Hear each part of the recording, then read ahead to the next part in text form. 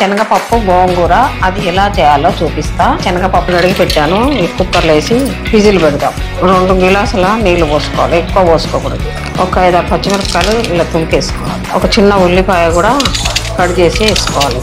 1 spoon పసుపు, కొద్దిగా నూనె వేసుకోవాలి. ఇప్పుడు మనం కట్ చేసి పెట్టుకున్న గోంగూర ఈ పప్పులో ఇందులో వేసేసుకోవాలి. కుక్కర్లో మనం మూత పెట్టేసుకొని ఒక 4 విజిల్లు ఇచ్చుకోవాలి. ఎందుకంటే ఇది కందిపప్పు తొందరగా ఉడుకుతుంది, శనగపప్పు కొంచెం లేట్గా అవుతుంది.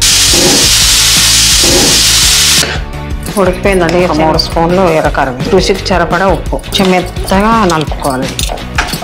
తాలింపు వేసుకుందాం పదండి. జీలకర్ర, ఆవాలు, మెంతులు, ఎల్లిపాయ రెమ్మలు, 3 ఎండుమిర్చి, 2 రెమ్మల కరివేపాకు,